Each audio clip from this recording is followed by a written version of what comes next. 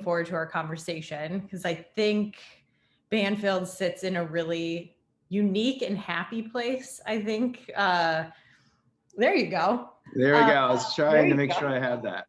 So I'm fully compliant now. So we're ready to go. Let's do this.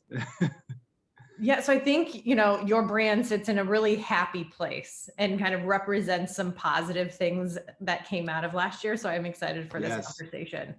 Kind of to kick things off. So according to the Nielsen survey, 20% of respondents said that they had adopted at least one or more dogs or cats last year. And I know your research says maybe more like 11 million pets were adopted. So kind of kicking it off, can you talk to us about how that natural kind of love of pets impacted your operations and the services that maybe you have offered last year? Of course. I'll first just want to just address the adoption rate. And we've seen 11 million households in the US adopt a pet last year. And that's really because of the human animal bond. We have always believed at Banfield that pets, people, and society are connected. And during the pandemic, it became even more evident when we're staying at home, restricting our movement, that need for companionship, that need that the joy that pets bring became even more evident. And that really helped lead to the adoption rates. And we're incredibly excited about that because adoption shelters throughout the country, for the first time in their existence, many of them do not have pets to be adopted. And that need for companionship has been incredibly important. And so I wanted to start there because we do believe it's important that pets, people, and society are all connected. And when we go through an event like this, that unconditional love that pets give to us is so incredibly important. And then I just think about me personally and my two cats, Ashton and Kenji. The amount of joy they brought for me over the last year has just been invaluable. And it's been fun to make the best of being at home, working remotely, and throughout a meeting. It's hard to have a bad day when my cat's running across the video screen and I can see all their antics. So I just start there because it's about the impact that pets have on us and that human animal bond. And then of course, to your question, it's impacted our business because when you have a pet, you want to make sure that you're providing that love back, not just in terms of emotional love and support, but also keeping your pet healthy and safe. And a way that's been able to happen is by forming that strong relationship with our veterinarians. Yep. I think it's interesting. I think media has really focused on, mental health as they should during this time. And many of those conversations, at least the things that I see in the media, it's really about, fitness and getting moving. But I think it's interesting that you come at it from a completely different perspective, that this is also a mental health thing from your brand and what pets do for humans and that interaction when maybe they're lacking that, connection to something. About fitness and we've long believed that the role that pets play in our lives. We understand that often they help in so many ways, whether that's lowering, whether that's just the emotional support and just that comfort. And I can just tell you, it's amazing. I can stop from a meeting and I'll play with my pets and I'll, we'll play fetch or we'll do whatever. And it's been so important to me. And specifically during this pandemic, heard a lot on mental health that told it to have this outlet and to relate to all of our clients, but more importantly, all families and people in society that have a pet and that are also thinking about adopting more pets because they want to make sure their pets have that companionship as well. Yeah. And I think one of the nice things that came out of this pandemic is people slowed down a little bit. And they maybe before where they were working with a long commute or something, they put it to the side and say, I don't have time for a pet right now. That people are slowing down a little bit and taking time that maybe they didn't have before, which I think that's also another component potentially. Absolutely, for sure. We heard many stories like that where not being at home and having that fear of how do I take care of this pet and provide that support, that's essentially gone away. And what we're excited about is how this translates to that undeniable bond that we have with pets and what that means for us in the future. And our marketing team has been absolutely brilliant. And we launched a new brand. It's been Banfield. So Banfield being here for society. So it's be here, and how Banfield is here for all the pets and the clients that need the services. And we launched this prior to COVID. And it really was centered around that emotional bond and the emotions that we have with pets. You know, I like to say the internet was created for puppies and kittens, and it's pretty fun when you look at Instagram and just type in puppies and kittens, how many awesome images and reels and videos are out there. It's so fun. And then we then have that same relationship with our pets. And our marketing department has been absolutely brilliant, launched this to really get at the emotion of that importance that pets have. And then when I think about the pandemic, continuing with that marketing brand around Banfield being here, it's allowed us to expand in terms of being passionate, being empowered, and being here. And we know that, you know, we want all of our hospitals to be empowered to do the right things for the pets and clients and each other. It's about using that passion, that connection to really make a better world for pets. And at the end of the day, that societal connection that I mentioned about being here for society. So it's all tied in very, very nicely. Yeah. So in terms of just the natural growth that you have had, right? Like there's 11 million new, pets that need to be taken care of. How have you changed your business model, I guess? I mean, I'm assuming virtual visits is something, how have you grown and scaled your business to, accompany the large growth that you've seen this year? Yes. Our growth really started even prior to COVID, and we began our digital transformation just as many other businesses have. And during COVID, it really has accelerated because that connection with the client has helped understanding what is it that you need to feel comfortable and feel safe to bring your pet in. And it's really met with two ways. One, we have to make sure that we are listening to our associates. So I like to refer to that as listening at scale. So how do we listen at scale, have true two-way conversation with our associates? That's important because culture is my top priority. The strategic direction of the company really is the second priority, because strategy without empathy is a wasted idea. And if you don't take care of your people and listen to what your people need, you're really not going to really make the best of your strategy, or you're not going to really truly realize your purpose. And that listening to our associate, it's about, yes, what is it more they need at work to start, stay, and grow their careers at Banfield. And so we develop, our equity, inclusion, and diversity journey, our health and well-being journey for our associates. And it's about what do they need. And it's also about engaging with them to say, what is it that our clients are asking for, and what is it that they need? And they're on the front lines. They're the ones that are dealing with the client's requests, what works, what doesn't work. And then that helps us really gather those insights and then talk to our clients to understand, is this something that you truly want or something that you truly need? So having that framework in place has been incredibly important. And that's also allowed us then to put the strategic direction for our consumer experience in motion. And then as COVID hit, with all the requirements essentially that each state was facing around mandatory masks, around social distancing, it actually helped expedite client adoption.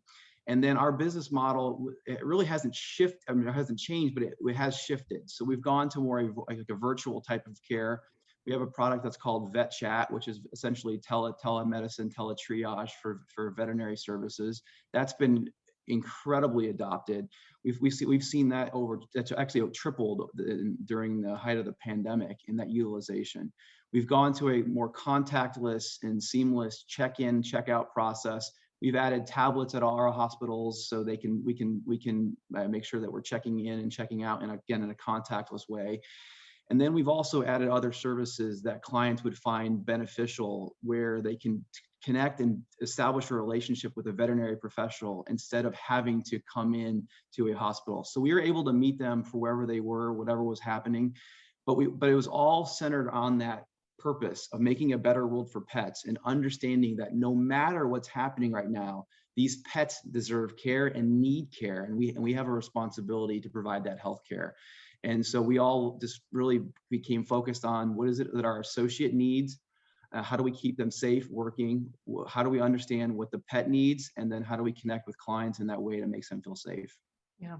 You also mentioned kind of having the virtual free up some of these spaces where, you really needed to see a pet in Yes. your actual location, where the virtual allowed you to kind of not bucket out the less severe cases, but it kind of freed up your in-person, capacity as well. Correct.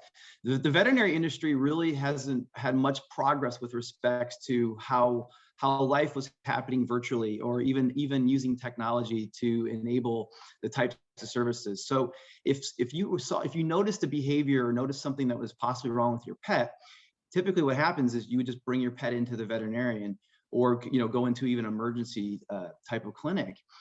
And often you didn't need to do that type of service. And so our vet chat has allowed us to have clients be able to connect instantly with a veterinary professional to start to have a conversation. And that triage part has been incredibly important, because it provides the client some ease of, I can get to a veterinarian now, I don't have to leave my house. Two, I can connect with someone and ask a question, and I'm talking to a veterinary professional. And what we would typically see is very similar to how we self-diagnose our own issues in healthcare is, oh my gosh, I have these symptoms, therefore, what do? I go to Google and I type in, I have these symptoms, what does it mean? And then you get like 40, 50 potential, causes or what the issue could become. The same thing would happen. And we want to make sure that our clients are aware that our veterinary professionals are here for you, to be with you on this journey for the care of your pet. And they are the trusted professional that we want you talking with, not just Googling symptoms and trying to understand. And so, able to do that, what we found is not every appointment needs to be seen by the veterinarian right now. And essentially 2/3 of the appointments are, one, you don't need to do anything, it's going to be fine, just keep watching it and maybe call us back in a few days. Or, you know what, nothing big, let's schedule an appointment. You don't need to come in now. How about within the next 2 weeks? And sometimes it may be, hey, you need to come in, let's see you immediately. But what that's done is it frees up the jam that would happen when everyone would come in on their timetable based on what they think possibly is wrong versus what's actually wrong. And by doing that, there's a number of appointments that didn't need to happen during the pandemic. And that just created those opportunities for the pets that truly needed to be seen, specifically at times of adoption and what we saw last year, to actually have access to the care that they need. The one other final thing I'll just mention is what we found during our survey also found was how many people are paying attention to their pet's behavior. So 80% of people said, well, I'm paying more attention now to what my pet is doing during the day than I ever have before. And that's great, because when you're paying more attention, it means you're engaging with your pet more. So you're truly getting that love, and it's fully reciprocal. But you're also noticing those behavior changes. And that's why we are so excited that people are noticing that, because it's an opportunity for you to form that stronger relationship with your veterinarian and our veterinary professionals, because we are here on that journey with you. Yeah. And I think also, I'm sure a lot of these people who adopted last year might be first-time pet owners. So yes, to have a virtual visit just for peace of mind, I'm sure, when they were going through this experience the first time, like, is this normal? Is this okay? I'm sure that was a huge piece of it too. It's like kind of maybe extra worry because you've never gone through it before. Absolutely. Yeah, we've seen that.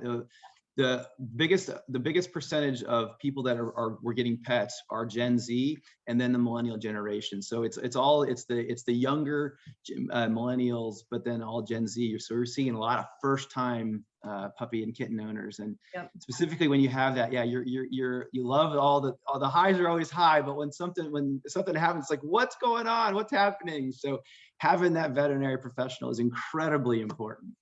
Yep, definitely. So all of these changes in consumer needs, how has it impacted the plans you thought you were going to have last year versus maybe what actually happened? And did it accelerate any of your existing plans or put others on the back burner?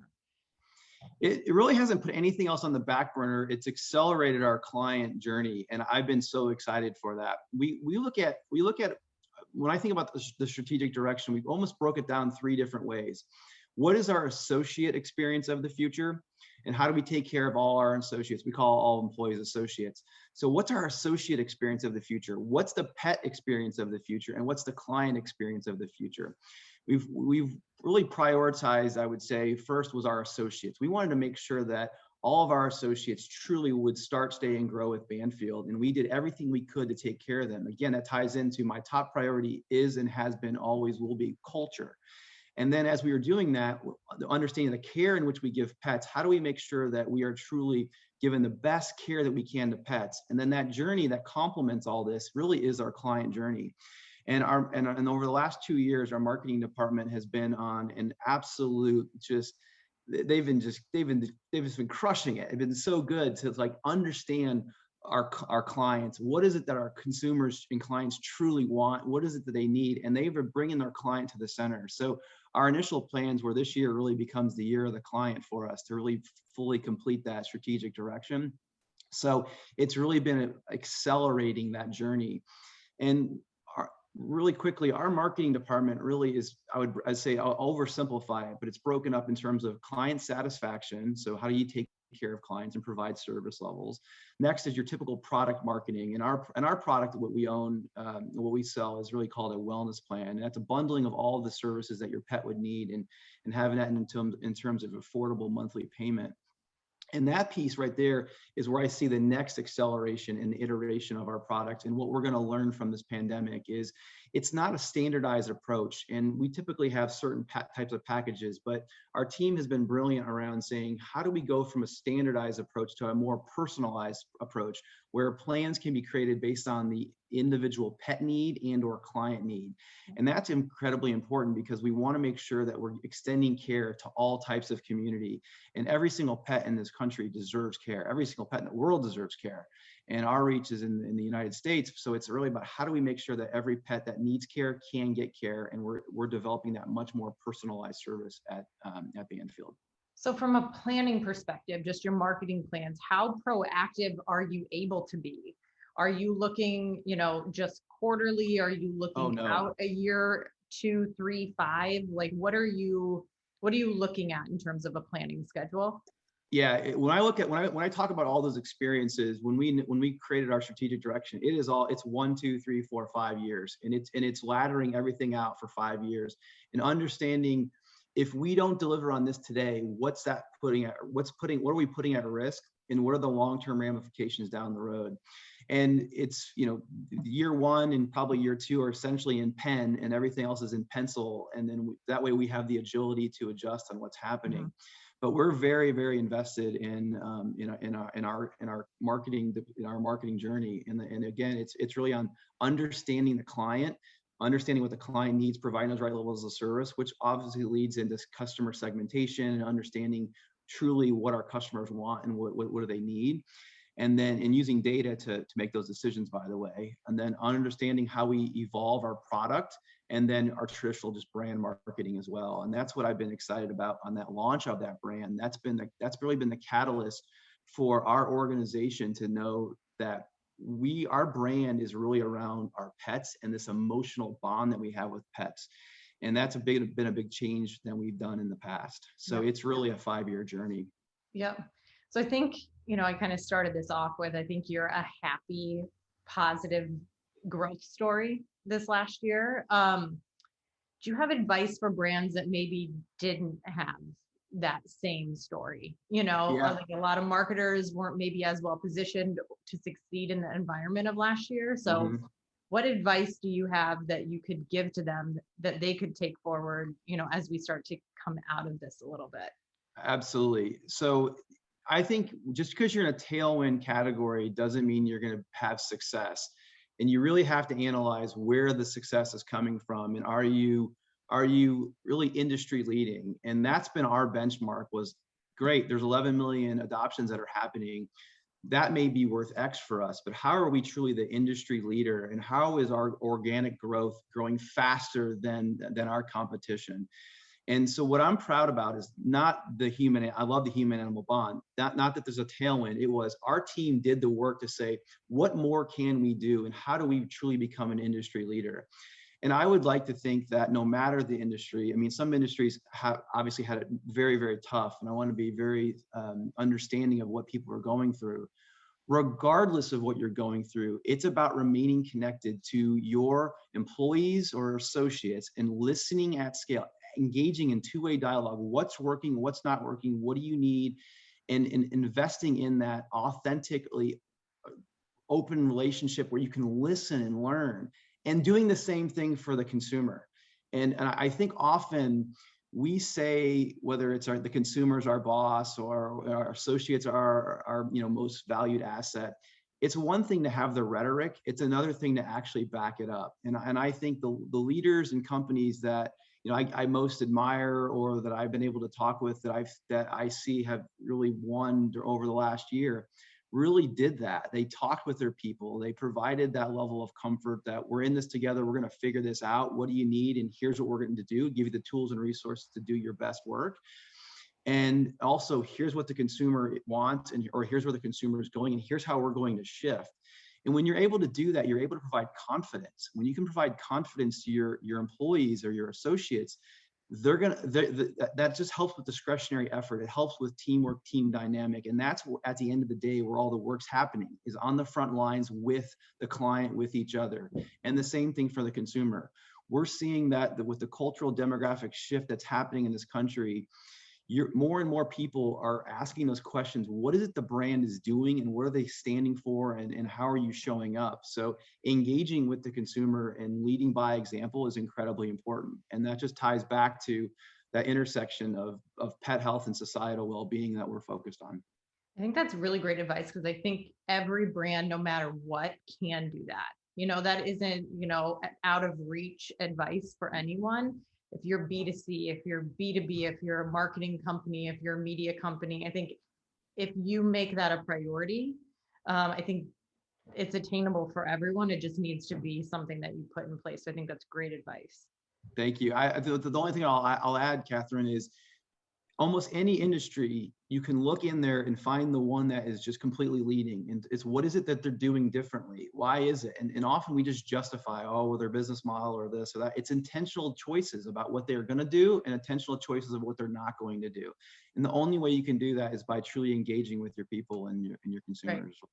Right. And I think, when you have happy staff, then you have happy customers, and it all starts to work together, and your employees stay longer, and it all just starts to work together. So I think investing in that is not fruitless by any means. I think it ends up coming back, tenfold, if you really put the effort in from a culture perspective. So absolutely. That's great. So has last year changed who Banfield is fundamentally? Like, do you feel like the pandemic has changed who you all are as, your DNA? I don't think it's changed at all. It's accelerated, and it's brought a level of enjoyment that was there. It's even higher now. In the history of our organization, we've had pre-pandemic, we are growing over 4 times faster than the industry average. We had the best retention, so stated differently, the lowest turnover in the history of our company, the highest engagement scores, and the highest participation rate in our engagement scores. That was pre-pandemic. The same is essentially happening post-pandemic. It has just brought this rally cry for our organization to work together in service of this human-animal bond, which is more important now than ever. And as we talked at the very beginning around the role that pets have played in our life over this last year, I like to say 2020 really was the year of the pet. It was the year that the pet was there for us, and that relationship and that bond is undeniable, and it's going to last for the foreseeable future. And our organization truly rallied around this, and whether it was every function within our corporate office saying, what more can I do, and how do we ladder up to making a better world for pets? How do we ladder up to making sure that we're helping our associates where they can feel safe and comfortable and understand how they can be in the hospitals, making a difference for their communities. It's just really been a catalyst, and it's really rallied us. So it's just been something that's been positive that I see us taking advantage of. Awesome. Yep. The last question, I would love for you to look into your crystal ball.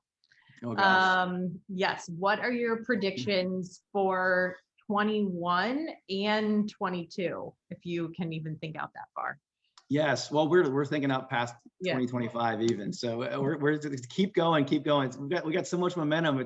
It's fun to talk about 2025, 26, and 27 because everything that we're doing now is setting ourselves up for an even stronger, 5 years out.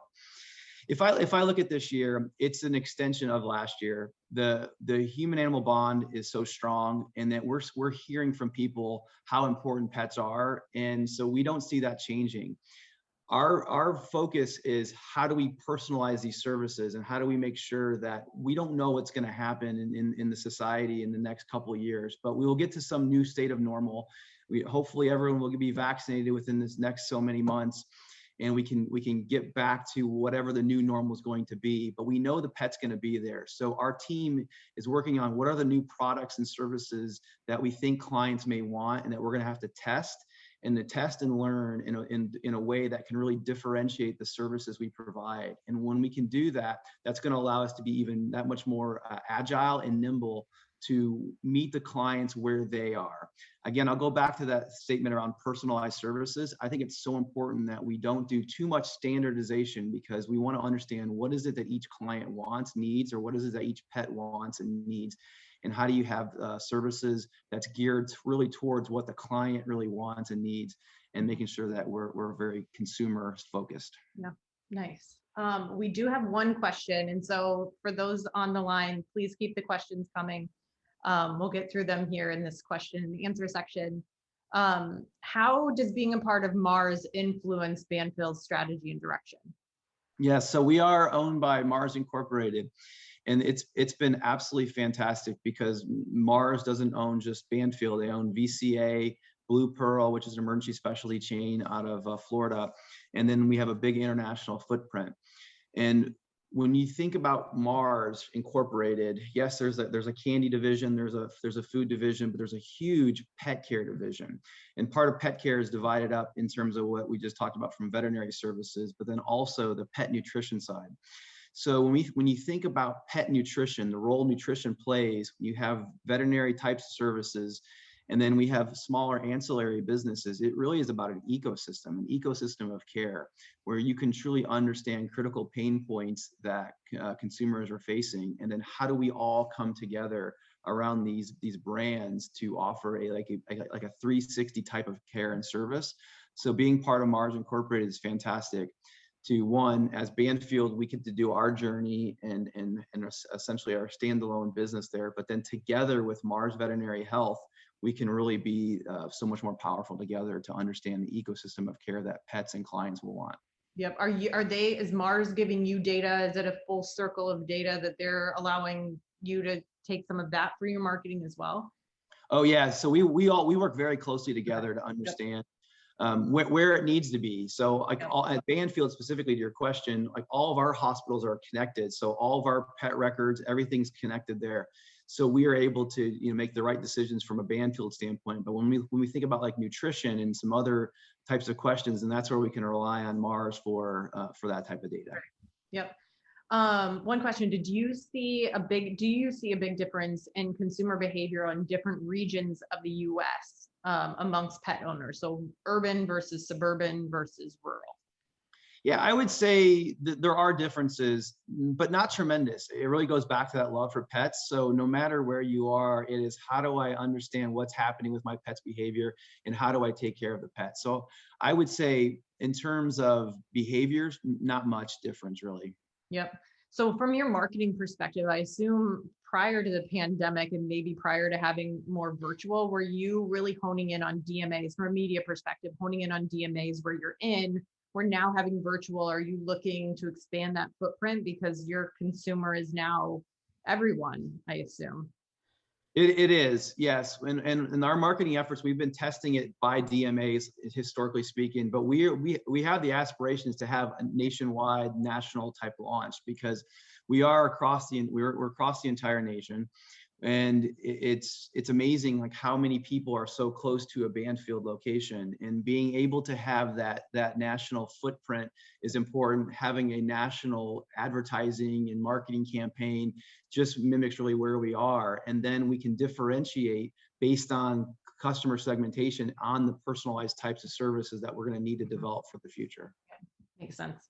Mhm. Have you seen, I've seen Banfield located in PetSmarts. Yes. How many of your consumers, what's the breakout of people visiting a PetSmart location versus a standalone? Yes, about 75% of our locations are inside of PetSmart. And so we have a strategy that wasn't specific on how do we get outside of PetSmart. It was how do we fill in the gaps on where PetSmarts are not located, and where clients are in the communities that need service. So that hybrid approach on being inside of PetSmart is absolutely fantastic, because obviously they generate foot traffic, but it's a truly mutual relationship. Because if people need services, they may look for us as a veterinary provider, and then that's a halo effect for PetSmart. So that's a truly mutual situation to have with PetSmarts. We're very thankful on that. And like I said, on the standalones, it's then also identifying where are those communities that need care in which we can show up for them as well. Sure, sure. Can you talk about Banfield's commitment to co-sheltering of pets and domestic violence victims, especially during the pandemic? Yeah, that's a tough one. And when I talked towards the beginning around the intersection of pet health and societal well-being, and pets, people, and society being all connected, that's an example of our team has been focused on what are the big issues in society. Do those issues impact our industry? If so, how? And then what's our responsibility to do something about that? Because it's one thing to say you care about your community. It's another thing to actually demonstrate that and show up powerfully. And so one of the examples is around domestic violence, unfortunately. And our Banfield Foundation came back with some insights that said there's essentially 10 million reported cases of domestic violence in the US annually, which is just awful. That's just reported cases. So we know the numbers of course is going to be higher. 89% of abusers threatens to kill, harm, or maim a pet, which is just awful, And when someone finally has the courage to leave, they often go to a shelter. Less than 10% of shelters in this country can actually house or take a responsibility and care for a pet. Less than 10%. So people that are being abused finally have the courage to leave. They go to a shelter. They find out that they can't take care of their pet or take their pet with them. 49% of abuse victims go back to an abusive situation because they're scared for their pet's safety. No one should have to make a decision between their safety and the safety of their pet. And so we created a Safer Together initiative that's committed $1 million to shelters to become pet friendly. And personally, I would love to see that no shelter in this country should be allowed to exist without having a solution for a pet, because we know how many households in this country have pets. And we should not put a pet in harm's way for someone who is an abuser, and it's not okay.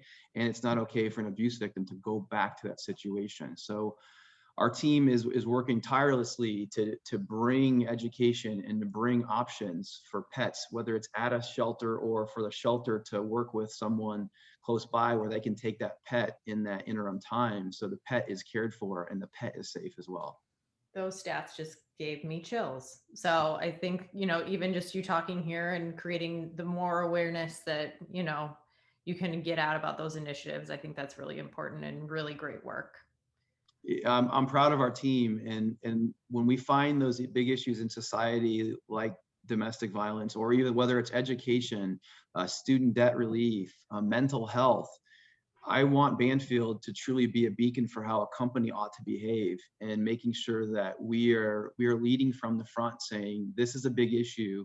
Let's all take a stand. Here's what we're doing. Essentially, what are you doing? Help join us in this movement, because I believe companies have the responsibility to show up powerfully, not just for your employees and associates and your consumers, but that's the responsibility that I think business ought to have in society.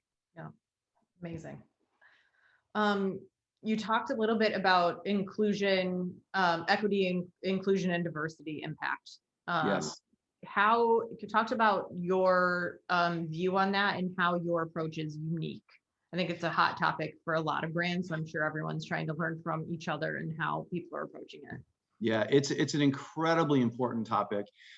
When I think about culture being my top priority, the first way that comes to life is through our equity, inclusion, and diversity journey.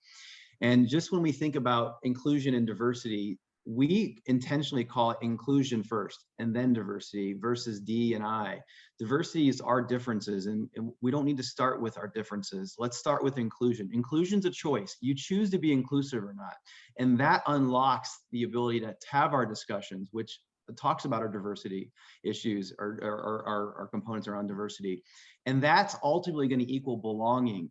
And belonging is whoever you are as a person, you should bring your authentic person to work.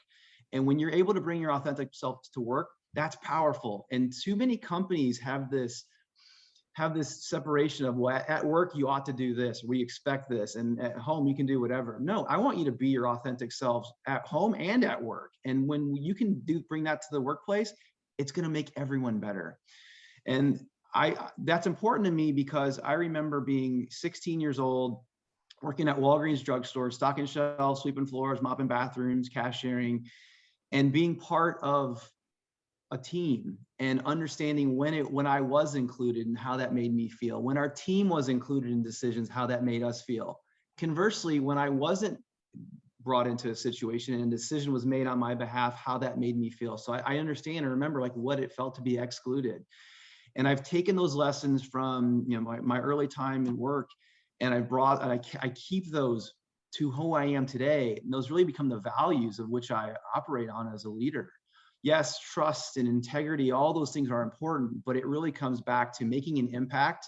So my values are impact, curiosity, and empathy. And for me, that start was, how can I remain empathetic to what our associates are experiencing, not just in the workplace, but at home as well. And we've seen this last year with all the issues that we're facing in our country. We have to create the right environment for our associates to be able to have the right conversations, to create the psychologically safe space. And if we do that, we create the space for them to bring their authentic selves to work because we're having a true two-way conversation. And that's going to unlock our equity, inclusion, and diversity. And we still have a long way to go, but it's about role modeling and about having the right behaviors in place. And I'm so thankful that our senior leadership team is incredibly diverse on many fronts. And we cast the shadow of what a team ought to look like, how a team ought to behave. And we expect all of our leaders in our hospitals to follow that. And we're just going to continue to work tirelessly to make sure that we're making a better world for not just our associates, the pets, clients, but society in general. Awesome. Perfect. Are we out of time? Oh, you are. And I so wish that you guys weren't, because this has been a really fantastic conversation. Yeah, thank you both so much. I mean, I feel like I've had so many takeaways. That was a perfect last question. And, I feel like I've learned about work and values, about pets and human connections, and about the great initiatives that you're working on. So thank you so much. I actually just got my French bulldog that we've been waiting for since like last June, right? And we're a couple months into the pandemic, and we're like, we're home, we can take care of this little baby now, So now she's here, and it's just so wonderful to hear you speaking out about pets and that human bond, because that's exactly. And your smile